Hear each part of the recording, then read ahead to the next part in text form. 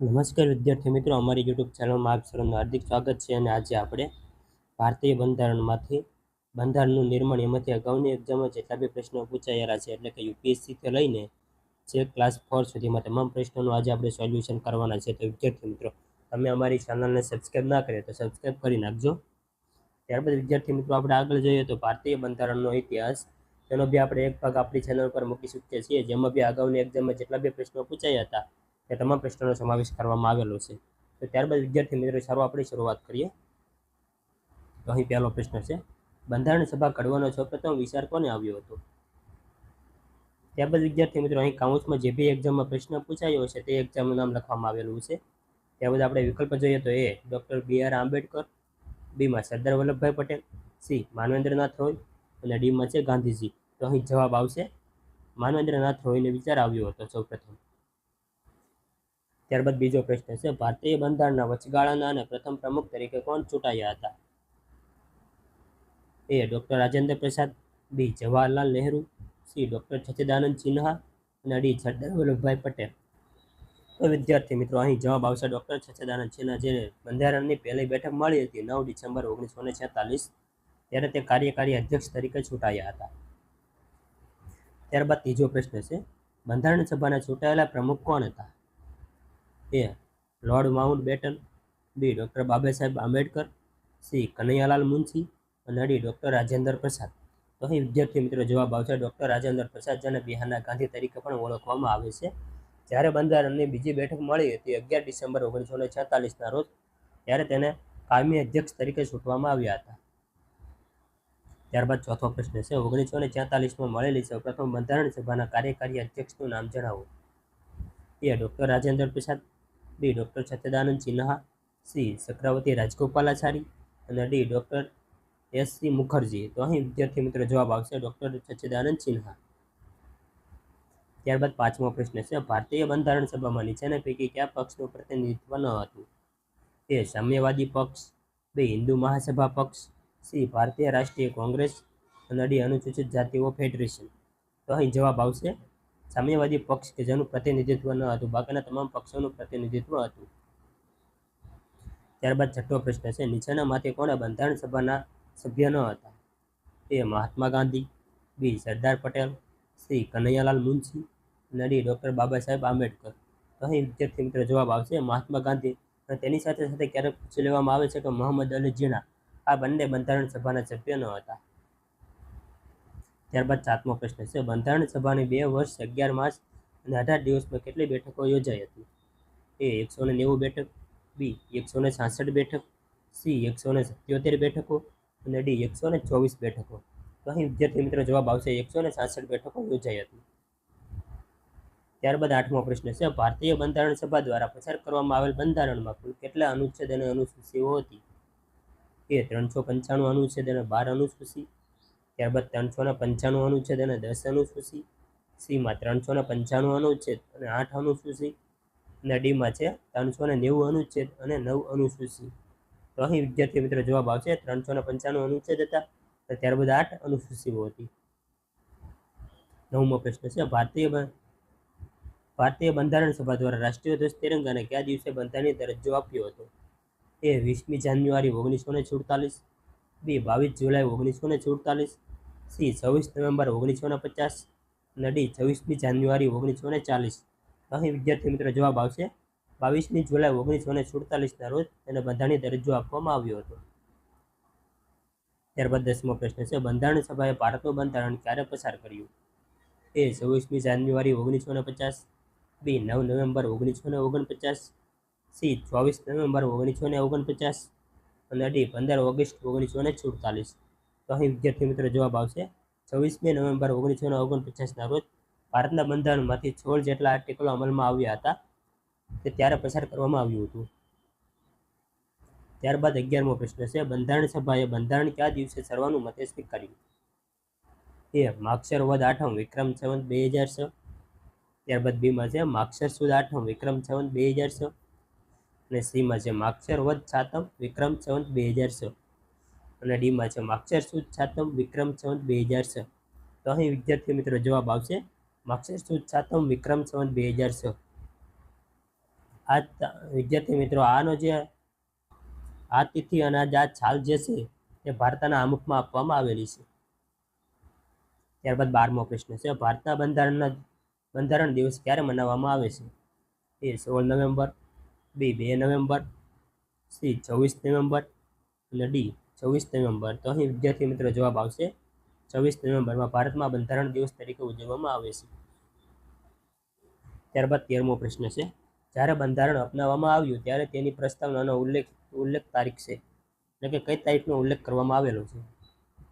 એ 16 November 1950, બી 22 November 1949, C 2 November 1949 47 અને ડીમાં છે 26 નવેમ્બર 1949. અહીં વિદ્યાર્થી મિત્રો જવાબ આવશે 24 નવેમ્બર 1949, જે આ તારીખ ભારતના આમુખમાં પણ લખવામાં આવેલી છે. ત્યારબાદ 14મો પ્રશ્ન છે, કઈ ભાષા હસ્તલિપિમાં લખાયેલ ભારતના સંવિધાનને બંધારણ સભા દ્વારા સભ્યો દ્વારા જાન્યુઆરી 1950ના રોજ હસ્તાક્ષર કરવામાં આવ્યા હતા? એ અંગ્રેજી ભાષા, બી હિન્દી ભાષા, સી આપેલ બંને અને ડી એક પણ નહીં. તો અહીં વિદ્યાર્થી મિત્રો જવાબ આવશે અંગ્રેજી અને હિન્દી બંને ભાષામાં લખાયેલ બંધારણ ઉપર હસ્તાક્ષર કરવામાં આવ્યા હતા. અને આમ જો આપણે જોઈએ તો બંને ભાષા ઉપર હસ્તાક્ષર કરવામાં આવ્યા હતા ત્યારે આપણા બંધારણની જે મેન કોપી જે છે તેમાં પણ હસ્તાક્ષર કરવામાં આવ્યા, એટલે ત્રણેય બુકો પર એકસાથે હસ્તાક્ષર કરવામાં આવ્યા હતા. ત્યારબાદ 15મો પ્રશ્ન છે, ભારતની બંધારણીય સભામાં કયા દિવસે જનગણ મન અને વંદે માતરમનો સ્વીકાર કરવામાં આવ્યો હતો? એ 24મી જાન્યુઆરી 1950, બી 22 જુલાઈ 1950, સી 24 જાન્યુઆરી 1950 અને ડી 22 જુલાઈ 1949. તો અહીં વિદ્યાર્થી મિત્રો જવાબ આવશે 22મી જાન્યુઆરી 1949ના રોજ આપણા રાષ્ટ્રીય ગીત અને રાષ્ટ્રીય ગાનનો સ્વીકાર કરવામાં આવ્યો હતો. ત્યારબાદ 16મો પ્રશ્ન છે, ભારતીય બંધારણ ક્યારે અમલમાં આવ્યું હતું? એ 15 ઓગસ્ટ 1947, બી 2 ઓક્ટોબર 1950, સી 26 નવેમ્બર 1949 અને ડી 26મી જાન્યુઆરી 1950. તો અહીં વિદ્યાર્થી મિત્રો જવાબ આવશે 26મી જાન્યુઆરી 1950ના રોજ ભારતનું બંધારણ અમલમાં આવ્યું હતું. બાદ 17મો પ્રશ્ન છે, બંધારણ ઘડનાર ડ્રાફ્ટિંગ કમિટીના સભ્ય કોણ હતા? એ કે.એમ. મુનશી એટલે કે કનૈયાલાલ મુનશી, બીમાં છે ડૉક્ટર રાજેન્દ્ર પ્રસાદ, સીમાં છે ગાંધીજી અને ડીમાં છે ડૉક્ટર બી.આર. આંબેડકર. તો અહીં વિદ્યાર્થી મિત્રો સાચો જવાબ આવશે ડૉક્ટર બી.આર. આંબેડકર. ત્યારબાદ અહીં ડ્રાફ્ટિંગ કમિટી છે ત્યાં મુસદ્દા સમિતિ બી હોઈ શકે છે અને ખરડા સમિતિ બી હોઈ શકે છે. ત્યારબાદ અહીં 18મો પ્રશ્ન છે, ભારતનું બંધારણ ઘડવા માટે ખરડા સમિતિ પ્રારૂપ સમિતિના અધ્યક્ષ કોણ હતા? એ ડૉક્ટર ભીમરાવ આંબેડકર, બી જે.બી. કૃપલાણી, સીમાં કે.એમ. મુનશી અને ડીમાં મૌલાના આઝાદ. તો અહીં વિદ્યાર્થી મિત્રો જવાબ આવશે ડૉક્ટર ભીમરાવ આંબેડકર. બાદ 19મો પ્રશ્ન છે, ભારતીય બંધારણ માટે ખરડા સમિતિમાં કેટલા સભ્યો હતા? એ 7, બી 9, સી 11 અને ડી 8. તો અહીં વિદ્યાર્થી મિત્રો સાચો જવાબ આવશે તેમાં 7 સભ્ય હતા, જેના અધ્યક્ષ ડૉક્ટર બી.આર. આંબેડકર હતા. ત્યારબાદ આગળ જોઈએ તો ત્યાં ગુજરાતી સાહિત્યકાર ભારતીય સંવિધાનના ખરડા સમિતિના સભ્ય હતા? એ ઝવેરચંદ મેઘાણી, બી કનૈયાલાલ મુનશી, સી પન્નાલાલ પટેલ અને ડી એક પણ નહીં. તો અહીં વિદ્યાર્થી મિત્રો જવાબ આવશે કનૈયાલાલ મુનશી, જે ભારતીય બંધારણ સમિતિના ખરડા સમિતિના અધ્યક્ષ હતા, સભ્ય હતા, અધ્યક્ષ ન હતા. ત્યારબાદ 21મો પ્રશ્ન, ભારતીય બંધારણનું પ્રારૂપ કોણે તૈયાર કર્યું હતું? એ સરદાર વલ્લભભાઈ પટેલ, બી સર બી.એન. રાવ, ત્યારબાદ સીમાં છે બાબા સાહેબ આંબેડકર અને ડીમાં જવાહરલાલ નહેરુ. તો અહીં વિદ્યાર્થી મિત્રો જવાબ આવશે સર બી.એન. રાવ એટલે કે બેનિકલ નરસિંહ રાવ દ્વારા બંધારણનું પ્રારૂપ તૈયાર કરવામાં આવ્યું હતું. ત્યારબાદ 22મો પ્રશ્ન છે, નીચેનામાંથી કઈ જોડ સત્ય છે? પહેલું છે સંઘ સહકાર સમિતિ, તેની સામે છે સરદાર વલ્લભભાઈ પટેલ. ત્યારબાદ બીજું છે મૂળભૂત અધિકાર સમિતિ, તેમાં સરદાર પટેલ. ત્રીજામાં છે ઝંડા સમિતિમાં જે.બી. કૃપલાણી અને ચોથું છે મુસદ્દા સમિતિ, જેમાં બાબા સાહેબ આંબેડકર. ત્યારબાદ આપણે વિકલ્પ જોઈએ તો એમાં આપેલ તમામ સત્ય, બીમાં પહેલું, બીજું અને ત્રીજું સત્ય, સીમાં બીજું અને ત્રીજું સત્ય અને ડીમાં બીજું, ત્રીજું અને ચોથું સત્ય. તો અહીં વિદ્યાર્થી મિત્રો જો આપણે જવાબ જોઈએ તો બીજું, ત્રીજું અને ચોથું વિધાન સત્ય છે. ત્યારબાદ પહેલા વિધાન વિશે જો વાત કરવામાં આવે તો સંઘ સહકાર સમિતિના અધ્યક્ષ સરદાર પટેલ નહીં પરંતુ જવાહરલાલ નહેરુ હતા. 23મો પ્રશ્ન છે, નીચેનામાંથી કયા વ્યક્તિએ બંધારણ સભાના મૂળભૂત અધિકારોની અને લઘુમતી માટે સલાહકાર સમિતિના પ્રમુખ તરીકે કામગીરી બજાવી હતી? એ મૌલાના આઝાદ, બી જવાહરલાલ નહેરુ, સી સરદાર વલ્લભભાઈ પટેલ, અને ડી ડૉક્ટર બાબા સાહેબ આંબેડકર. તો અહીં વિદ્યાર્થી મિત્રો જવાબ આવશે સરદાર વલ્લભભાઈ પટેલ. બાદ 24મો પ્રશ્ન છે, આઈએનસીએ કયા સ્થળે મળેલ અધિવેશનમાં મૂળભૂત અધિકારોને બંધારણમાં સ્થાન આપવાનો ઠરાવ પસાર કર્યો હતો? એ કલકત્તા, બી લાહોર, સી મુંબઈ, અને ડી ચેન્નાઈ. તો અહીં વિદ્યાર્થી મિત્રો જવાબ આવશે ચેન્નાઈ ખાતે અધિવેશન ભરાયું હતું. તેમાં મૂળભૂત અધિકારોને બંધારણમાં સ્થાન આપવાનો ઠરાવ પસાર કરવામાં આવ્યો હતો. બાદ 25મો પ્રશ્ન છે, પાર્લામેન્ટની પ્રથમ બેઠકમાં ચાર જહાં છે અચ્છા હિન્દુસ્તાન હમારા આ ગીત કોને ગાયું હતું? એ ચરલા દેવી, બી મીરા કુમારી, સી સરોજિની નાયડુ, અને ડી લતા મંગેશકર. તો અહીં વિદ્યાર્થી મિત્રો જવાબ આવશે સરોજિની નાયડુ દ્વારા આ ગીત ગાવામાં આવ્યું હતું. બાદ 24મો પ્રશ્ન છે, કેન્દ્ર સરકાર વહીવટી કામગીરી સમીક્ષા સૌપ્રથમ કોને કરી હતી? A Sardar Patel, B Jawaharlal Nehru, C doctor BR Ambedkar, અને ડી એક પણ નહીં. તો અહીં વિદ્યાર્થી મિત્રો જવાબ આવશે સરદાર વલ્લભભાઈ પટેલ દ્વારા કરવામાં આવી હતી. બાદ 27મો પ્રશ્ન છે, ભારતીય સંસદમાં હિન્દુ કોડ બિલ કોને રજૂ કર્યું હતું? A doctor Madan Mohan Malaviya, B doctor Rajendra Prasad, C Jawaharlal Nehru, અને ડીમાં છે એક પણ નહીં. તો અહીં વિદ્યાર્થી મિત્રો જવાબ આવશે એક પણ નહીં. જો કે હિન્દુ કોડ બિલ જે છે બાબા સાહેબ આંબેડકરે રજૂ કર્યું હતું અને તેમાં વિરોધ પણ થયો હતો અને તે વિરોધમાં તેમને રાજીનામું પણ આપ્યું હતું. બાદ 28મો પ્રશ્ન છે, 1947માં ભારતની આઝાદી પછી માહિતી અને પ્રસારણ મંત્રાલય માટે નીચેનામાંથી કોણે શપથ લીધા હતા? એટલે કે માહિતી અને પ્રસારણના મંત્રાલય તરીકે કોણ હતા? એ મૌલાના આઝાદ, બી સરદાર પટેલ, સી જવાહરલાલ નહેરુ, ત્યારબાદ ડી MK મુનશી. તો અહીં વિદ્યાર્થી મિત્રો જવાબ આવશે સરદાર વલ્લભભાઈ પટેલ, જે આઝાદી બાદ ભારતના માહિતી અને પ્રસારણ મંત્રાલય તરીકે કાર્ય કરતા હતા. ત્યારબાદ આગળ જોઈએ તો 29મો પ્રશ્ન છે, ભારતના પ્રથમ નાયબ વડાપ્રધાન અને ગૃહમંત્રી કોણ હતા? એ જવાહરલાલ નહેરુ, બી સરદાર વલ્લભભાઈ પટેલ, સી મોરારજી દેસાઈ, અને ડી ચૌધરી ચરણસિંહ. તો અહીં વિદ્યાર્થી મિત્રો જવાબ આવશે સરદાર વલ્લભભાઈ પટેલ.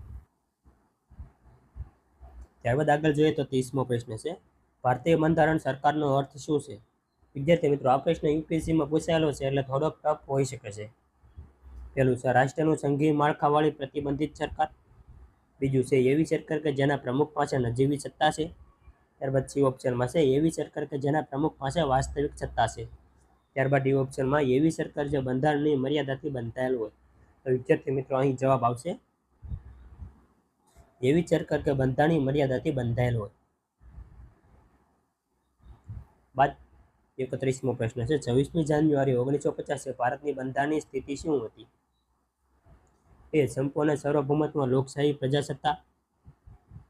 ત્યારબાદ બીમાં છે પ્રજાસત્તાક, સીમાં સાર્વભૌમત્વ, અને ડીમાં છે સંપૂર્ણ સાર્વભૌમત્વ લોકશાહી. તો અહીં વિદ્યાર્થી મિત્રો જવાબ આવશે સંપૂર્ણ સાર્વભૌમત્વ લોકશાહી પ્રજાસત્તાક. ત્યારબાદ વિદ્યાર્થી મિત્રો 32મો પ્રશ્ન છે, ભારતીય બંધારણ એ બંધારણના વિકાસ અંગે નીચેની પૈકી કયા વિધાનો સત્ય છે? પહેલું, બંધારણ સભાએ 9 ડિસેમ્બર 1946ના રોજ તેની પ્રથમ બેઠક યોજી હતી. ત્યારબાદ બીજું વિધાન છે, ડૉક્ટર રાજેન્દ્ર પ્રસાદ બંધારણ સભાના કાયમી અધ્યક્ષ ચૂંટાયા હતા. અને ત્રીજું વિધાન છે, શ્રી રજુ ચક્રવર્તી રાજગોપાલાચારીએ 11 જુલાઈ 1947ના રોજ ઉદ્દેશ્ય ઠરાવ રજૂ કર્યો હતો. બાદ ચોથું વિધાન છે, ઉદ્દેશ્ય ઠરાવમાં મૂળભૂત અને બંધારણીય માળખાની ફિલોસોફી રજૂ કરવામાં આવેલ. ત્યારબાદ આપણે વિકલ્પ જોઈએ તો એમાં પહેલું, બીજું અને ત્રીજું સત્ય, બીમાં બીજું અને ત્રીજું સત્ય, સીમાં પહેલું, બીજું અને ચોથું સત્ય, અને ડીમાં આપેલ તમામ સત્ય. તો અહીં વિદ્યાર્થી મિત્રો જવાબ આવશે પહેલું, બીજું અને ચોથું વિધાન જે છે તે સત્ય છે. ત્યારબાદ ત્રીજા વિધાનની વાત કરવામાં આવે તો ભારતનો ઉદ્દેશ્ય ઠરાવ રજૂ કર્યો હતો તે ચક્રવર્તી રાજગોપાલાચારીએ નહીં પરંતુ જવાહરલાલ નહેરુ દ્વારા રજૂ કરવામાં આવ્યો હતો. ત્યારબાદ વિદ્યાર્થી મિત્રો 33મો પ્રશ્ન છે, ભારતીય બંધારણના ઘડવા બાબતે નીચેનામાંથી કયા વિધાનો સત્ય છે? પહેલું છે